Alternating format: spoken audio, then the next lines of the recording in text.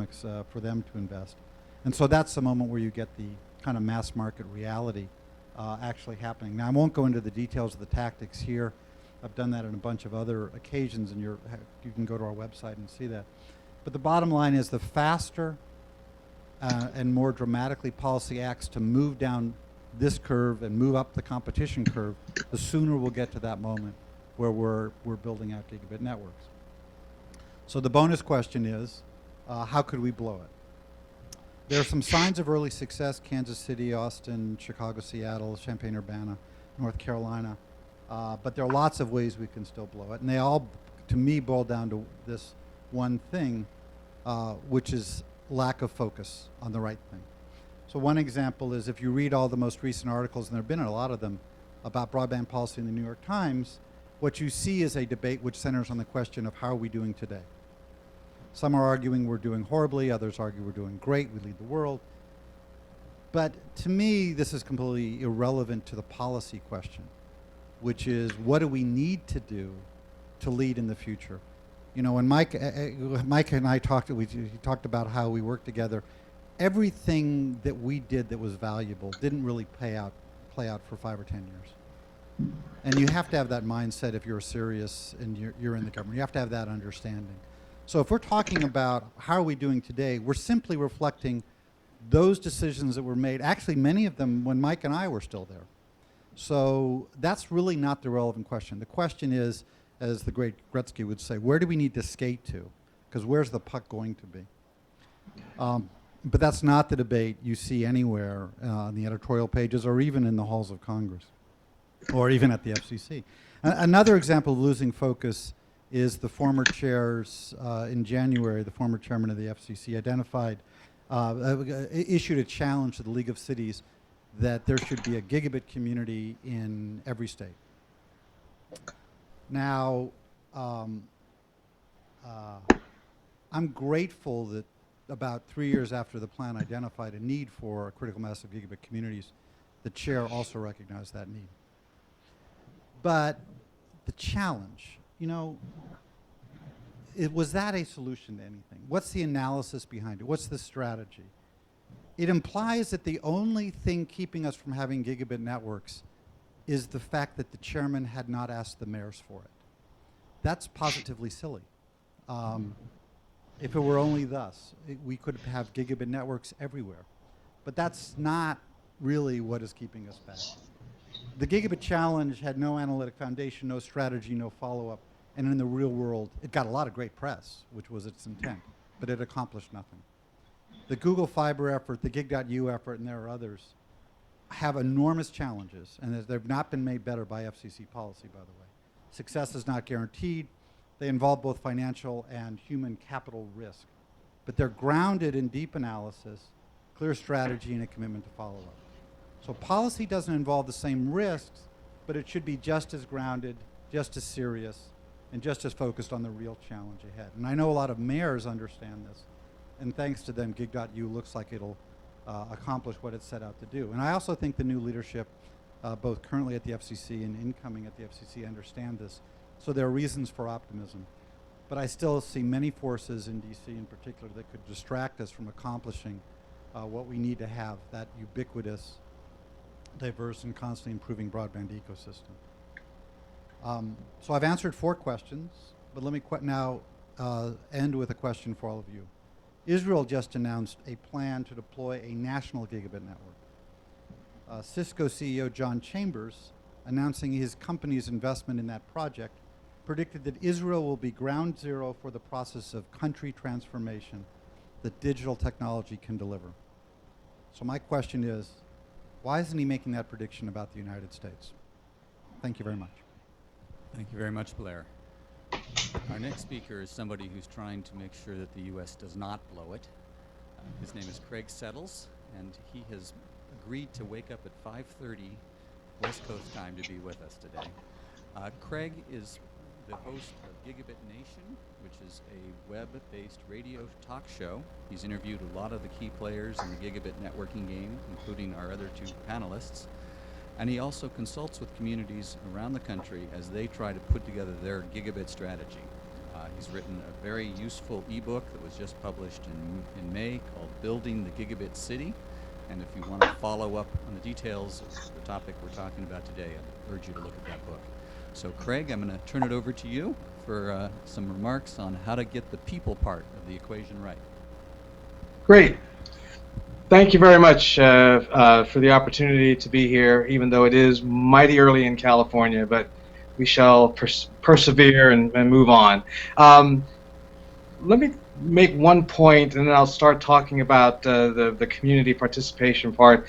When the broadband plan initiated, or I guess talks of having a national network and so forth initiated in 08 and 09, one of my considerations or comments that I made rather frequently was that one of the better things that Washington could do and some of the that states could do is to allow the communities to develop their strategies for using broadband, and that the government be more of a conduit of resources to address these various approaches and strategies within some sort of criteria. In other words, the communities would have to show that there's a need. They have to show how they're going to meet the need. In essence, because of the differences of each community, that a lot of the discussion needs to be driven from the community level, and then the government should be providing assistance to communities to, in essence, do what they have identified as the best path forward. And we can probably talk about this, collectively after all of our remarks. If we follow that philosophy, then what needs to happen? The question is, what needs to happen at the community level? And so I've identified a number of steps that seem to be the consistent themes for success for those communities that are building effective gigabit networks, and it's built from a combination of my personal experience in consulting, but also having interviewed dozens, if not hundreds, of different communities. The first thing foremost is for those communities to identify the key stakeholders, the key leaders as individuals, but also the larger organizations within the community, and to go out and ask them, what are the needs? What are the things that we could do if we had better, faster broadband? And what I consistently find is that if you go to the right stakeholders, they will start to develop a skeleton, if you will, of what makes sense. They will identify problems, they'll identify solutions of what you can do with the network, because ultimately you've got to sell this network locally based on what it's going to do to help and improve the community. And so by going to these stakeholders initially, you start to get the skeleton. You also identify people who will be your initial major investors in the network, your initial major customers for the network, and you've got to have an anchor base of key customers in order to make the network financially viable. So that's your first step. Second step is going to the constituents to ask them, how would you use broadband? How would this make your world better, more effective? In a research project I did with the city of Benicia, California, to help their industrial park, which is the heart of their economic engine for their community, the three major questions are, what are you doing with broadband currently? Are you satisfied? Could you get more from your broadband? And how do you see broadband being effective for you in 3 to 5 years? And questions that grew from those core set of questions basically allowed those folks in the business park to identify the fact that they have a need. They identified what meeting that need would do for them, and if you ask enough people the right series of questions, you start to develop your initial customer base, your initial people willing to write a check to make that network a reality.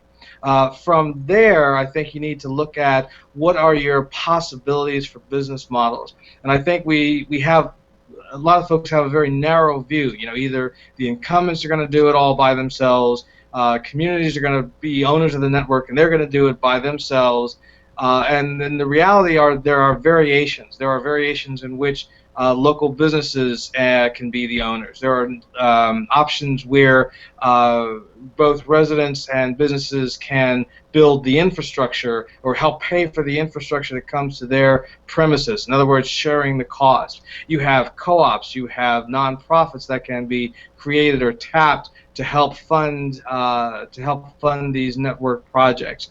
But in looking at the different models, whether it's going to be public-private partnership, whether it's going to be nonprofit, community-driven, whether it's going to be key stakeholders investing in creating a network company, as was done in Emporia, Kansas, I believe, where a group of businessmen who have been in the telecom industry started a telecom company from scratch to meet local needs. And as you identify the possibilities for what kind of business model makes sense based on the needs, you can see the way forward, I believe, to having an effective network. Whether you go and petition Google, whether you go and go to your local telecom companies and you say, look, we've identified all of these needs. We're coming in with letters of understanding and letters of commitment and pledge cards and so forth, that you drive the process forward by having identified customers and in essence identified a viable business plan, if you will. The next and sort of the next to last step, if you will, is identifying the one project that will move your network forward. In Chattanooga's case, it was building a network to service the smart grid, and that was their initial application. Now, of course, the network is being used in a myriad of ways, but that initial focus, that initial project, is what got the network established, got it off the ground, and in some respects created the first level of cost justification for doing that network. In other communities, it may be to improve economic development locally. Danville being a great example. Danville, Virginia, of their primary goal was to turn their local economy around, which had 18-19% unemployment when they started this project, and now 3-4 years later, they've cut their unemployment in half. They've brought a lot of businesses and new jobs to the community. But that singular focus is what takes all of those ideas that you've generated through the whole needs assessment process and then gives it focus and shape and moves things forward. And then finally, you need some marketing plan. And it was interesting, there was a blog post that I saw this morning where someone was saying, broadband is an economic decision, it's not a holy crusade. And I would differ greatly with that assessment. I believe that at a certain level, this becomes a marketing exercise. And for those of us who have been in marketing, which is really where I was long before community broadband took over my life, you are in essence creating a crusade, a sense of excitement, a sense of energy, a sense of urgency, but it's marketing driven. And there was a guy on my radio show from Como Cooperative in Central Missouri who talks about how they took their pilot project for their network and they started running a campaign very similar to a political campaign. They did polling, they did surveys, they did, in essence, campaign appearances, going neighborhood to neighborhood, having group meetings, and having their neighborhood champions stand up and motivate the crowd to get them to buy and invest emotionally into this process. And so by executing the basic fundamentals of good marketing, have moved their network project forward. They've got higher than average, what we consider, I guess, average take rates. I mean, we're talking about 40, 46, 47% take rate. They have figured out how to lower their cost. They've identified customers for, in essence, the rest of their build out beyond the pilot project because of the effectiveness of their marketing. So if we look at these 5 steps, I think that this, at the micro level, at the community level, is how you move the dime, move people off the dime and get these projects moving forward. I'll turn over the mic now to my California colleague, who's also here bright and early. I appreciate that, Craig. You really gave us a nice overview of what's going on and how you're mobilizing communities. Our third speaker is Milo Medine. He is one of the pioneers of broadband. I got to know him more than 20 years ago when I was working with Al Gore And he was still working at NASA, where he helped build out some of the first research networks for the federal government. Milo got bitten by the dot-com bug and became the Chief Technology Officer of At Home. If any of you have a cable modem, you owe a lot to Milo. He helped pioneer cable modems and helped build the first broadband residential network. Now he's working at Google, where he's in charge of their Google Fiber initiative. I owe a lot to Milo myself. He was a mentor, helped me understand how the internet was growing back 20 years ago when I was first here in Washington. So we've heard from the lawyer and the financial analysts. We've heard from the marketer and the community activist. Now we're going to hear from the technologist. And over to you, Milo. And thanks again for waking up so early. No problem, Mike. It's great to be with all of you. So just a few bullets that I think help shape kind of how we think about gigabit networks at Google. Google Fiber started off as basically an experiment. And it's really the result of the National Broadband Plan, because back in 2009, as my friend Blair was running the National Broadband Plan, they were taking input, and a team here at Google was trying to figure out what to advocate.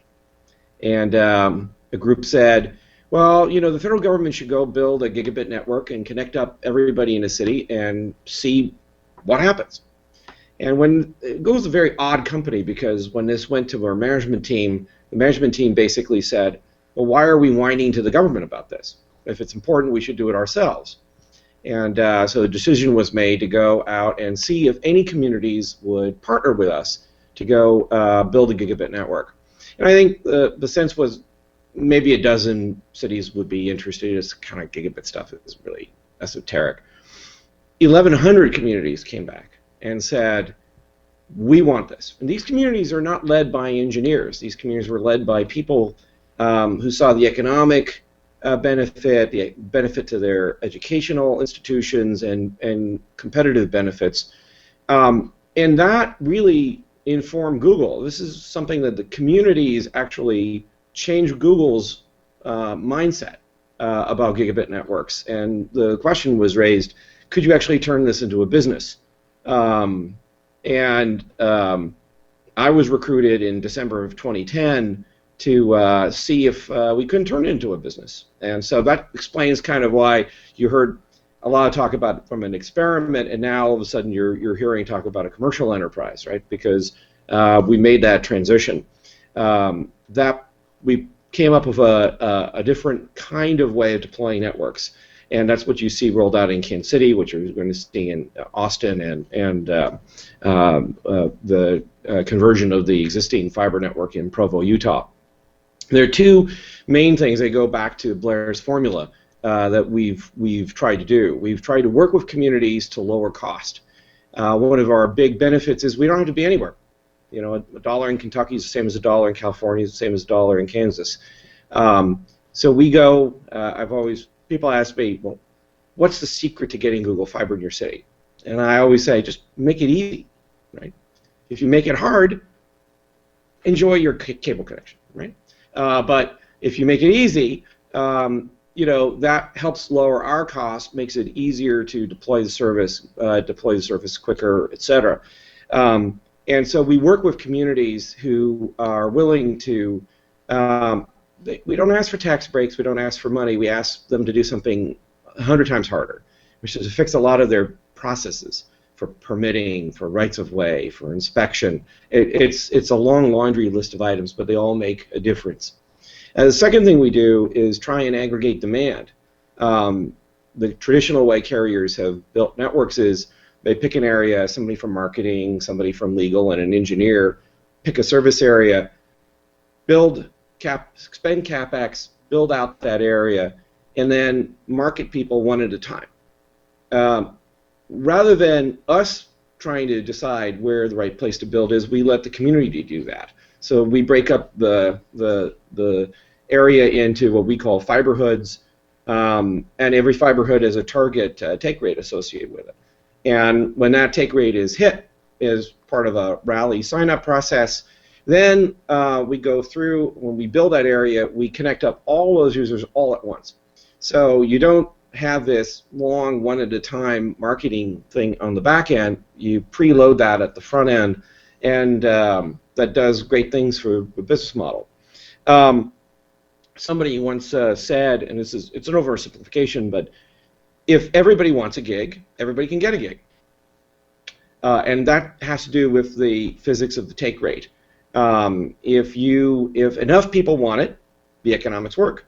If enough people don't want it, then the economics don't work. And so, part of this is trying to build a product that people really want, people will sign up for. For us, that means we do a very high-end TV service as well as gigabit data. We have a free product that after you pay a construction fee to connect up your home, you get 5 megabits for 7 years. And again, that's to drive as many people on net when it's the cheapest to connect them when we're initially building the area out. People ask, why does anybody need a gigabit? Why is a gigabit useful? Almost 20 years ago, we rolled out the first residential cable modem systems. And I remember at the time people said, who could use 5 megabits? Who could use 10 megabits? That's so much more data than the internet can handle. After all, the whole web is based on 56 kilobit dial-up modems. Nobody needs this kind of capacity. Unfortunately, I am old enough to have that kind of experience and lived through that. Found that a lot of people had uses. Initially, of course, it's very high peak to average traffic that gives you that very satisfying, quick response. We do a lot of things to make the gigabit be more relevant. We bundle a terabyte of Google Drive with our product because we think being close to the cloud really helps a lot in terms of your ability to make the gigabit be useful. Another thing that's really a differentiator is the upstream speed. Today, most of the access networks in the U.S. are heavily biased towards downstream traffic, very asymmetric. Our product is designed to be a symmetric product, and the ability to upload at a gigabit is, particularly being able to upload to the cloud at a gigabit, is really very important and a big differentiator. Lastly, we do a lot of things, not just to extend gigabit in the home with the kind of equipment we built, but also to make services on our network work better. So, for example, we have CDNs from Akamai, from YouTube, and from Netflix co-located in Kansas City. You're literally about a millisecond away from the server that streams those things to you.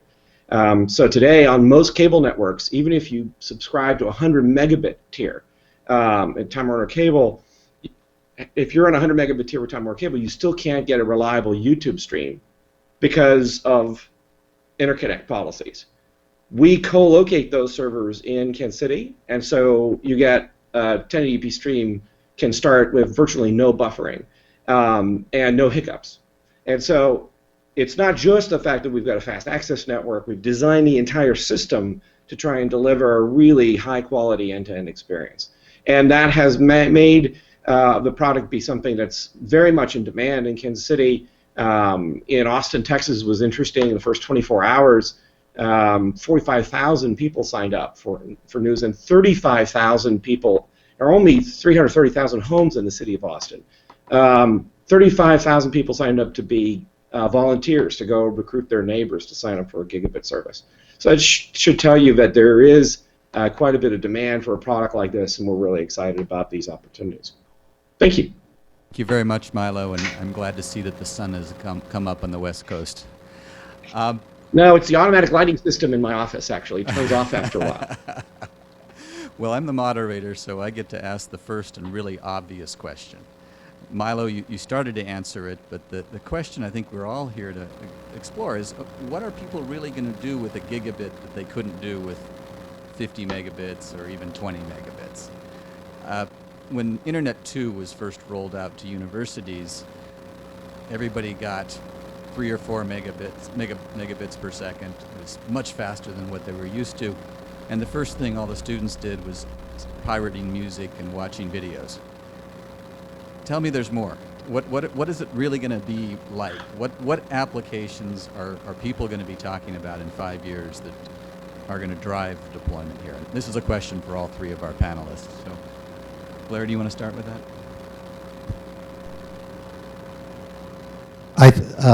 There are an infinite number of ways to try to answer that question. You can answer it with like specific applications, genetic sequencing, immersive gaming, certain kinds of collaboration. But actually, I want to answer it from the country's point of view, which is why do we want to be ahead of the curve on this? Which is simply this. It's not so simple, but if you look at the sweep of history in terms of economic history, progress is always made when there's innovation in terms of an exchange of inputs. So that, 5,000 years ago, we exchanged human labor with animal labor. And those societies which were kind of advanced in terms of using cows and horses and et cetera to do the agricultural work prospered. A couple hundred years ago, or even a little bit more, England started to prosper by exchanging animal energy and human energy with mechanical energy. 100 years ago, the United States got ahead by exchanging certain inputs. Steel, for example, was an input to a lot of products and transportation and stuff like that.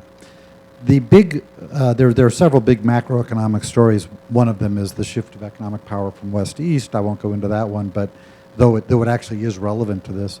But the really big one is we're exchanging the fundamental inputs of the economy value proposition being the manipulation of atoms to inputs based on bits, chips, and bandwidth, right? So we are substituting bandwidth for all kinds of other things which used to require atoms. If we want to lead in that, we want people to be thinking to have a psychology of bandwidth abundance. We want them to always say bandwidth is cheap, because in fact, incremental bandwidth is cheap, and we want them to substitute it for everything else wherever it's possible. And that will drive all kinds of economic activity, and we want to lead in that.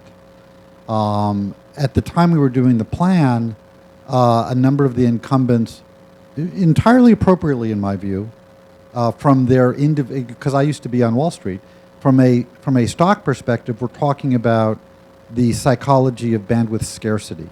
How do we allocate a scarce resource? Which makes sense because they built their networks not for abundant data, but rather one for voice, one for video. And the bandwidth came later, and so there's a real challenge to how you allocate that scarcity. But what we want to move to is that abundance. And Milo has the benefit in some sense of being able to design a network that's data from the beginning and abundant from the beginning. And it's not an accident that cable systems have 7 or 9 different segments, because fundamentally what they're doing is what most businesses do, which is how do you sell the minimum product at the maximum price for an individual customer. There's nothing illegal or immoral about that. That's just what businesses do.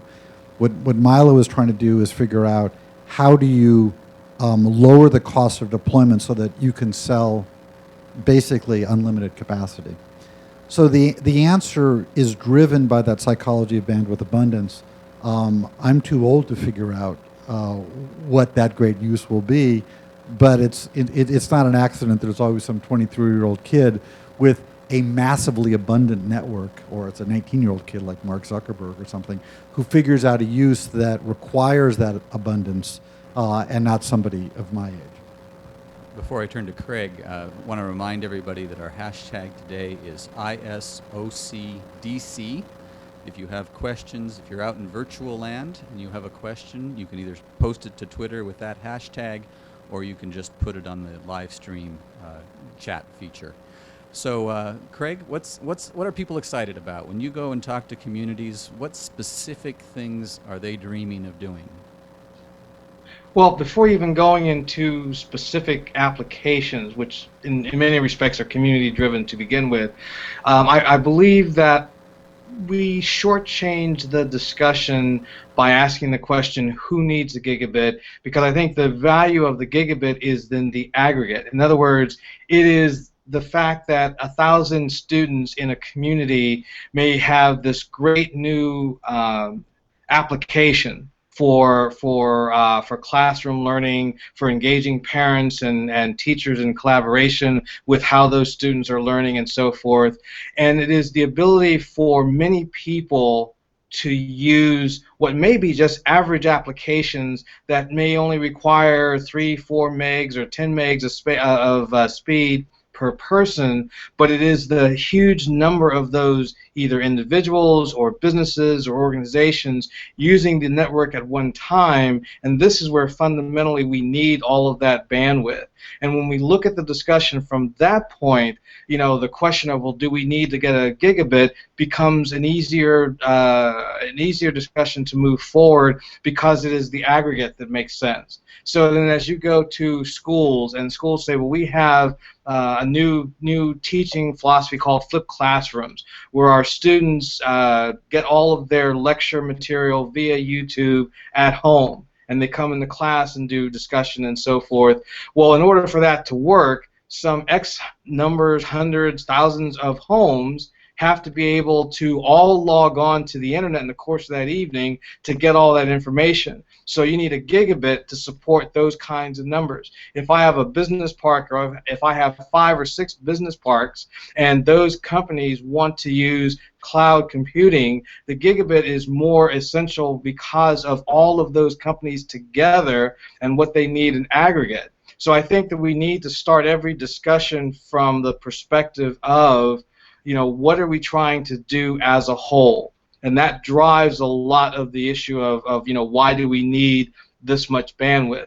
Now, as time will go on, each of those segments of the community, where we're talking medical, education, businesses, and so forth, they will come up with ways of using video. They will come up with ways of moving huge graphic documents, huge data files that will then start to use more and more of the bandwidth. And then, yes, down at the individual level, we'll start to talk about, here's how the individual can use this application. I think that video will be the biggest driver. So it's not so much any one thing as much as it is the use of video to change how businesses communicate, to change how doctors talk with patients and communicate with other hospitals. That use of video will be a big driver and a driver of a need for bandwidth or increased bandwidth. I think that the cloud will be the business motivation that will drive greater and greater uses of bandwidth. I think that just data in general, huge amounts of data will drive education applications and in that particular arena. Okay. Those are some of my initial thoughts. Clearly, Craig's identified one place where we need a gig, and that's the classroom. And I would just note, tomorrow there's a hearing in the Senate about Senator Rockefeller's call to upgrade the E-rate so that it funds a gig into the classroom. Friday, the FCC kicks off a proceeding to do precisely that. That certainly will be one of the more interesting proceedings to watch over the next 6 months. Okay. Milo, do you have any comments on what people Sure. are doing with the upstream version of the upstream piece of the capacity that you're building? First off, just a couple things. We don't offer a tiered set of speeds. It's either the free service at 5 megabit down or a gigabit. Part of that is because we want to make sure everybody is equipped with the gigabit. It goes back to something that Craig said, the value in the aggregate of everybody being connected at a gig allows you to do a bunch more things than just having maybe 2 or 3% of your sub base up at a gigabit. It also is a huge differentiator from a product perspective. If you're an incumbent, you have all kinds of people who are already your customers. If you're a new entrant, you've got to offer a differentiated product to be able to actually get people to sign up. So you have all these people who are connected at a gig. We also connect up schools and libraries at a gig, and in cities that we connect, anchor institutions. So all of those things help us drive gigabit adoption in a community. With regards to use, a lot of it is what we see today is kind of like what happened, 15 years ago. one of our first test users at Stanford is our science professor. After getting connected, he goes to iTunes, buys a movie. iTunes says it's going to download in about 2.5 hours. It's done in less than 4 minutes. And he goes, wow. Now, anytime he wants to buy a movie, he can do that without having to think about, well, I'll buy it now, and then later on in the evening I'll go be able to watch it, etc. We bundle a terabyte of Google Drive with each of our premium products. And so what that means is you can move your data into the cloud very quickly. And so from the pictures being uploaded, the ability to do high-resolution video conferencing, all of those kind of things take advantage of the upstream speeds. You might think, well, what's the big deal, because cable has 5 megabit uploads today, and that should be adequate for video conferencing. Turns out the 5 isn't always available. And so you don't necessarily need a gigabit, but it's a big differentiator. And lastly, it's important to think about the home as not just one user in front of a PC. You have large numbers of devices now, game consoles, televisions. Everybody's contending for wide area access capacity.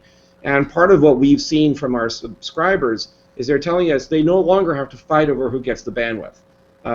You start up a Netflix stream on a conventional network, and your PlayStation starts slowing down from a gaming perspective, and results in your kids yelling at each other. Hey, turn that off! I'm getting too much lag, etc. And so now you've got enough access capacity, both in the upstream and the downstream, that you don't have to contend from all these devices. So all the tablets, all the Blu-ray players, all the TVs, all the game consoles, all your laptops, et cetera, all those kind of devices now can each get a large amount of capacity. So that was not present in the first half of the broadband revolution, because you didn't have local networks at home. Now we have pretty fast local networks at home. You have a large number of aggregated devices, and so the ability to use that capacity in the aggregate turns out to be very important. Thank you, Milo. Okay, now we've got half an hour for the audience participation segment. Please step up to the microphone so our virtual audience can hear you, and please introduce yourself. I noticed that we have a number of internet policy gurus in the audience, including Kevin Werbach, who worked with me and Blair at the FCC, and Roger Cocchetti, who's been working on international internet issues for ages. So I know we got lots of good questions coming. Can you just turn the switch on?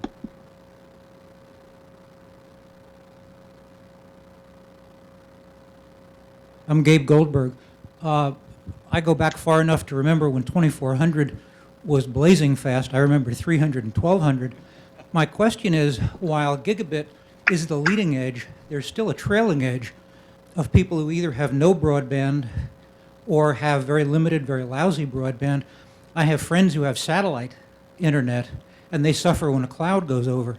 So my question is there hope, is there a plan for gigabit to address what are now the black holes, the underserved communities, rather than simply potentially widening the digital divide into a digital abyss, where some people are getting the gigabit and other people are still suffering either with dial-up or very sketchy and really not broadband at all service? Let me turn over to Blair first, since that was a key component of the National Broadband Plan. Yeah, actually more than 50% of our budget and 50% of my own personal time was spent on that issue. I would say that that issue is diminishing over time for a variety of reasons, including much faster LTE going into areas where there isn't currently good broadband. There's a spin-off of Gig.U called Air.U, which is seeking to utilize white spaces technology for precisely that reason. Because what you have in rural areas is you have a density problem which makes the economics of wired difficult, but you have, unlike in urban areas where you have a spectrum crunch, there you have excessive spectrum. So there are a variety of different things. I won't bore you with a dissertation on the FCC's current universal service plans. I don't think, frankly, we're on a path to get there through universal service funding. That may be corrected, it may not. But the major point I would say is, I think that as an economy, we should be able to walk and chew gum at the same time. These are fundamentally different problems we're trying to address, and I think we need to constantly have the ability to address different problems at the same time. But they are connected in the following way, that as a society, we need to get everybody on, and we need to transition how we do a lot of things, particularly education, healthcare, and government services, from what is fundamentally an analog platform to a digital platform. And that part of the problem government faces today, and I've felt this, I remember about 7 years ago, my sister, who's a school teacher, said, I don't know what to do because I want to give my kids the ability to use the internet to do their homework, but I got, like half my kids don't have the internet at home. So I don't want to hold half the school back, but I don't want to disadvantage. So we got to move everybody to a minimum, and I think that's an important point. Milo, do you want to address this question as well? Is Google just serving the elite and the gamers, or you have a plan for everyone? Well, again, Google really cares about doing good and doing good business at the same time, which is a challenge from Larry Page, our CEO. Part of what we do with the free product is being able to provide a baseline speed. You don't need fiber to do that, but basically turning kind of basic speed into almost a utility. Once it's connected to a home, we give at least 7 years of free service at 5 down. We've been working with apartment buildings. Many poor people live in apartment units, and we've been able to get a lot of agreements done where apartment owners think now of wiring up their units for fiber and now can sell a basic internet service as part of their rent. And so that yields this competitive dimension between apartment buildings that have the service and apartment buildings that don't. And that can provide a basic level of connectivity to address that in markets where we're building. The rural America has a different problem. As Blair said, there's a fundamental density issue. I would point out that it may not be obvious, but large cities also have a cost problem. It's driven not by a density problem, it's driven by a bureaucracy problem. But the physics of upgrades work the same way on both ends, whether you've got cost due to low density or cost due to bureaucratic processes. And so we have Waxahachie, Texas may have some of the same issues that some of large cities do with regards to next generation upgrades. Do you have a percentage of your possible users who are just saying, I don't want anything? Even the free service? Yeah, we did an extensive digital sort of divide analysis in the Kansas City market on a neighborhood by neighborhood basis. It's really interesting. There are some people where it's an economic issue. They can't afford it. There are another set of people who just don't think it's useful.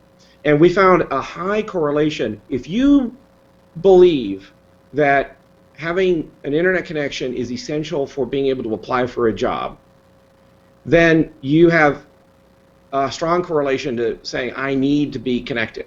If you don't believe that's true, right, that you don't need internet to go find a job, then a lot of those people don't want to be connected. They don't see the value in it. And it's interesting, when you tell them, you can't apply for a job at Walmart anymore unless you're online. Once you tell them that, they start, really? In other areas, it's an age and stage issue. Some people, older people, are a little bit less comfortable with technology. So how you address these gaps really depends on what neighborhood you're in, what are the demographics of that area. And so we've been working with a number of community groups to try and apply the right therapy, so to speak, to address these issues on a local basis. As Craig said earlier, you have to have different solutions for different people. So I'll turn to Patrick here with a question. Hi, my name is Patrick Roanhouse. I'm a freelance technology journalist and internet culture journalist. My background, I used to be in IT and for government contracting stuff, and I quit because of ethical reasons. One of the main, I actually have just a couple questions, mostly for Milo, is Does having everyone on gig allow for easier allocation of networks? Does Google in particular deliver full gigabyte during non-peak times, or during peak times do they treat it differently? Like how when you say you're going to get 25 megabits per second from Verizon, they don't actually promise you that connection during certain times. Where is Google's support for open access networks, particularly because they originally promised that with Kansas City, but with the other networks they're developing, they have said that they're not necessarily going to do open access. Where is the view? Let's give Milo Sorry about a that. finite number of questions. So Milo, do you want to take? It was a little bit hard to hear what some of those questions. The first question was about peak capacity and whether when you advertise a gigabit, it's 24 hours a day, or does Netflix mean that you won't be able to deliver full capacity? And also, is it easier to give a gig to everybody than trying to provision different speeds for different people? The answer to the latter question is no. It's not easier just to give a gig to everybody. The equipment can constrain data rates pretty easily. So our provisioning systems, it's just sending commands to ONUs. We do gig to everybody for a number of reasons, because we want to really advance the web forward, not just build a slightly differentiated product. We want to build a different product. We design the service to deliver a real gigabit to users. And I think in our peak hour, people still can run speed tests and a variety of things that show, well, it's okay, it's down to 850 megabits, et cetera.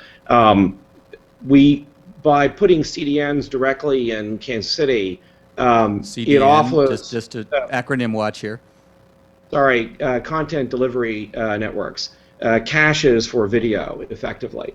By putting them in Kansas City, it offloads my long-haul network from having to carry that traffic, which makes the long-haul network be more available for other non-cacheable data streams. We watch traffic both on the access systems, the aggregation rings, as well as the long-haul network. And, sure, there's some level of oversubscription. On the other hand, that's something that we manage. It's just basically a network engineering function. So far, we have not seen users see appreciable sort of congestion in peak hours or lowering of speeds. We engineer for 4 gig. Okay. We have the optical infrastructure in the city and on the long haul side to be able to deliver that. So There was a Patrick, question about. Sorry. Open access was the last question, and what Sure. your policy is going forward, whether you're going to do that in all the different cities that you build out. Yeah, so open access has different meanings. Originally, I think the idea was you do a wholesale-only service. There's fiber transport and different ISPs are right on top of that. I don't believe that works in North America. At least I haven't figured out a way to make it work in North America for gigabit. The reason for that is if you want to be able to deliver a real gigabit, goes back to I think second question, not just a gigabit burst speed, but real gigabit. You can't pay retail transit prices to deliver that. You need to be a facility-based transport provider. There are only so many of those, and most of them are incumbents. And incumbents don't compete with each other. That is to say, Time Warner Cable doesn't overbuild Comcast. Verizon doesn't overbuild AT&T. So in a particular market, you're not going to get someone else who has scale, who's an incumbent, coming in to compete with the incumbent. And the incumbent in that market doesn't want to abandon our own infrastructure for a new fiber system. So what you typically find, like in Utah and other cases where there are open access networks, is you have a bunch of small-scale operators who come in who don't have transport scale, and they all basically pay the same amount for retail distribution, and they start competing with each other by who can cut costs for sales and marketing expense or customer care, etc. That doesn't work. So if you really want a gigabit, you need to have somebody who's got enough transport capacity to be able to do that inexpensively enough so that the gigabit can have more or less universal take rate. So if you leave the incumbents aside, that only leads 2 large-scale transport networks in North America, one by Level 3 and one by us. And so if we didn't use our economics on transport, we wouldn't be able to offer a real gigabit at affordable prices. Other countries have different regulatory structures that it may work for them, but I cannot see a way of it working in North America, not with the current industry structure. Okay, next question. And please identify yourself. Yes, Stephen Fitzmaurice with the YEO Network. It was offered earlier that LTE is a great way to get rural America connected, but with the industry focus on data caps and a lot of other cost limitations there, is that really going to help them compete fairly? I didn't say great way. I just said way. But, I mean, how can we innovate beyond LTE then, especially when we are talking about the high cost of getting folks Well, if wired we're up? just talking about rural America, what I think is the fundamental dilemma is that we have two very different phenomenon. One is a new form of competition, which, you know, you can make a judgment about whether that's a good substitute. I will simply note that if you want the government to collect money from urban people and send it to rural people, there has to be a limiting factor. In other words, LTE might not be as good, but is it really worth it to take, you know, $1,000 from some poor urban people? 80% of the people who pay in, people below the poverty level, according to some study, pay into the Universal Service Fund and don't get anything out. And so, do we really want to pay rural? What's the limiting factor? But the other problem is increasingly already in institutional uses, you need a wire.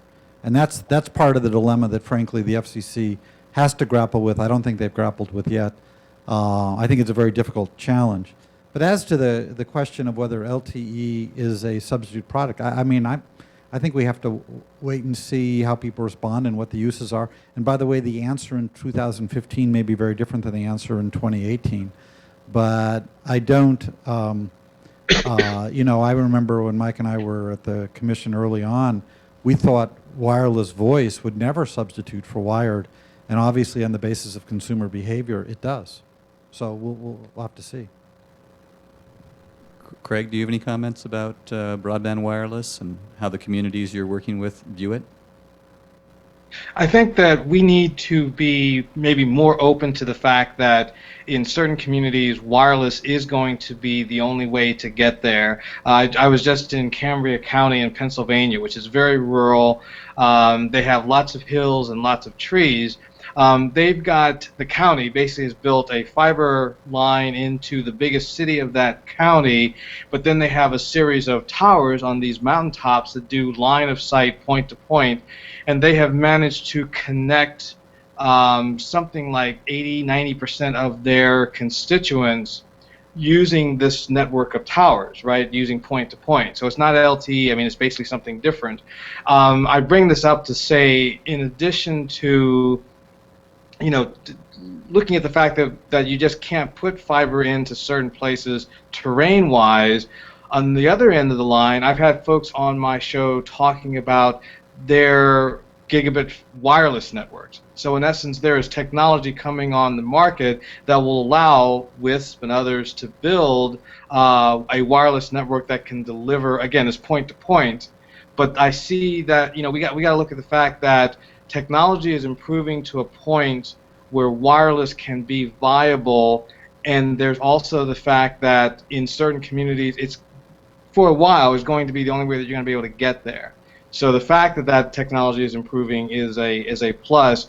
But I think we talk a lot about LTE as if this was like the great savior of technologies, whereas there are other brands of wireless, and I think we need to open, you know, people's eyes to those possibilities. Okay, thanks. I'm going to turn to the Twitter sphere now. Judith, do we have any questions?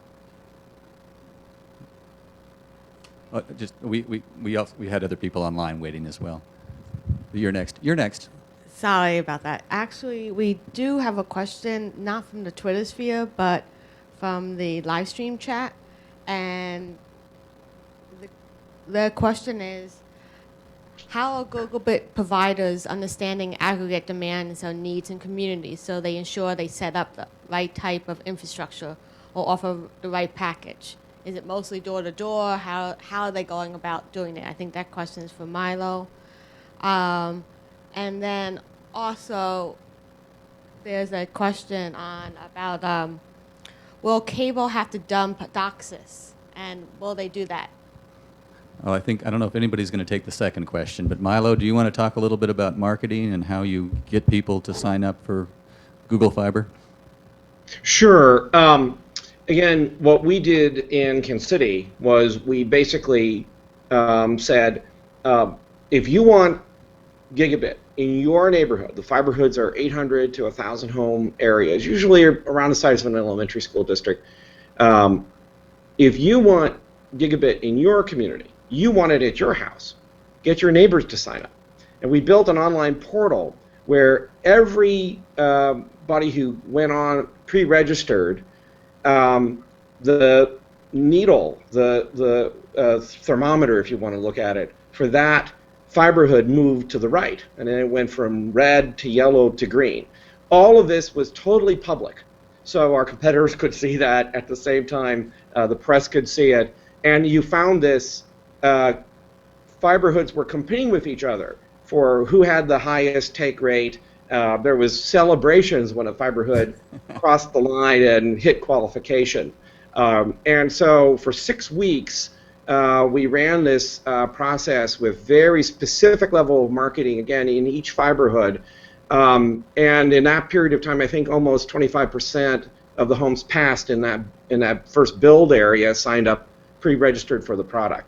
And then, of course, the nice part about that is we do one last go through before we build of now's the time, because basically we put all our installers into those fiber hoods to build, and then we go to the next one.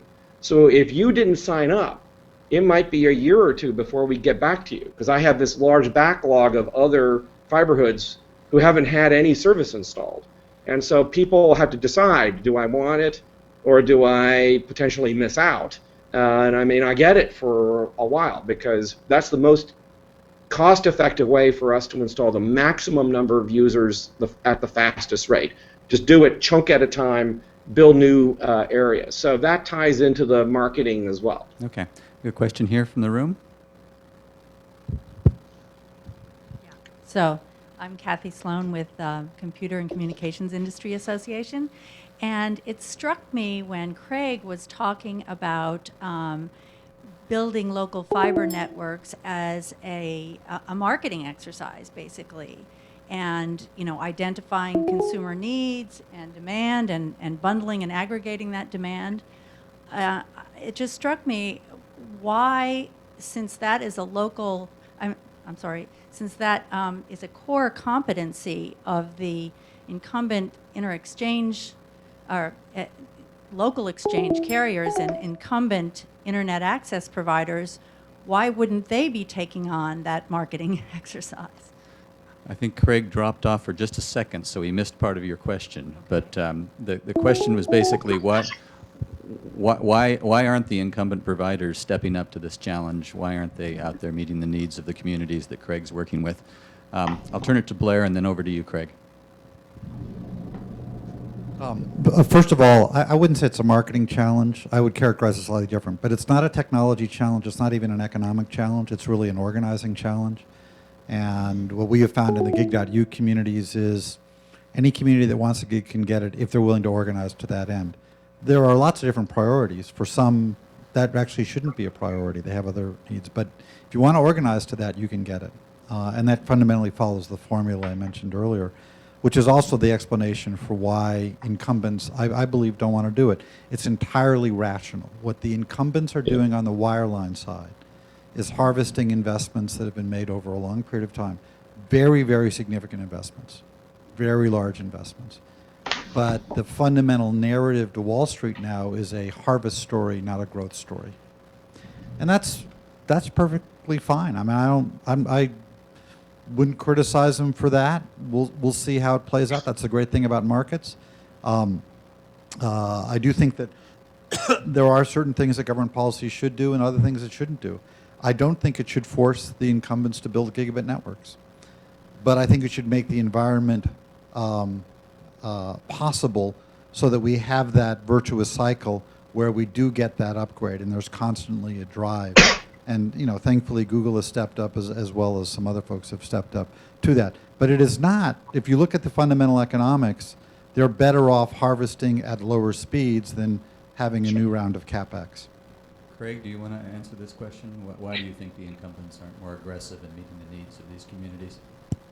Well, I've sat through presentations and meetings where basically the incumbent has said that unless there are numbers, X number of people, subscribers per some measured geographical area, they will not bring service to that community. Or if they do, it will be at a cost that's untenable for that community. And that pretty much is the bottom line. I mean, they do not want to invest in an area unless they're going to get a certain level of return and have a certain level of overhead. And one of the reasons why you have communities that are engaging in this process, whether we're talking a community like EC Fiber in Vermont, or that is basically building its own network. I mean, its own people contribute to the actual workforce to lay the conduit in the ground because they can reduce the overhead by as much as half. Then they're moving forward, and that is the reflection of the opposite opposite side of the coin, where the incumbent's saying no because it costs us X, we won't go there. Well, then the communities then, through whatever means, how many homes do they want to see? What percentage of homes do the incumbents want as customers before they'll sign up and actually deploy? Right, I didn't hear all of that.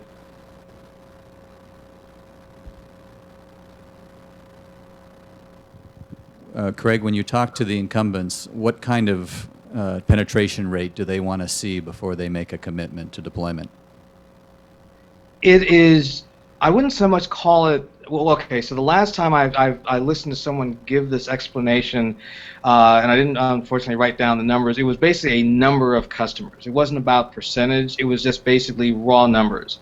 They need to see X number of dollars, and it is represented by X number of customers paying whatever their average contract rate is. I don't know if it's a formula. In a separate discussion, it was basically an issue of the incumbent said, well, if we build it, we will charge you to build it, and we want to own it, and you can't have a say over the network. If you want us to build it for you, it will basically cost you less, and then you can go ahead and we'll build it, and you can make your own decisions, yada, yada, yada. We just want to be able to sell services over that network. Okay. And in both those numbers, those were not acceptable to the community. Okay. So we have 5 minutes left, so another question from Patrick. One thing about Americans' deployment over broadband, or even policy that I've seen over the last 10 years, has been a kind of government trying to get a promise out of telcos, like from the 1999 Broadband Act, where they said, okay, we'll let you do certain things policy-wise that allow you to basically close off competition. And then we'll give you $10 billion over 5 years to deploy through rural areas, but then that promise is not kept. And then you also see things like at the FCC where Commissioner Meredith Baker went from allowing the merger for NBC Universal and Comcast to happen, and then 2 months later she became their government liaison. What kind of things do you think can happen to stop this kind of government-level corruption when it comes down to infrastructure and telecom in America? Strong words. Government corruption. Anybody want to take